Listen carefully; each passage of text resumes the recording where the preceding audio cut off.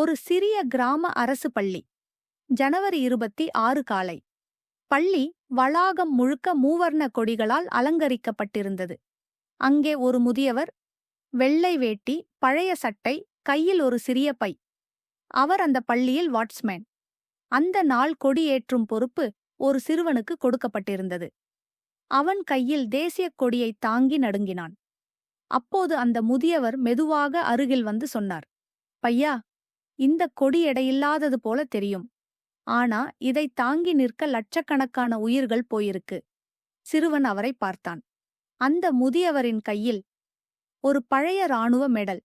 அதிர்ச்சியடைந்த சிறுவன் கேட்டான், நீங்க சிப்பாயா? அவர் சிரித்தபடி சொன்னார், ஆமா, இந்த நாட்டுக்காக போராடினவன். இப்போ இந்த நாட்டோட குழந்தைகளை பாதுகாக்கிறவன். கொடி ஏறியது. தேசிய கீதம் ஒலித்தது. அந்த முதியவரின் கண்களில் கண்ணீர். சிறுவன் மெதுவாக அந்த முதியவரின் காலில் விழுந்தான்.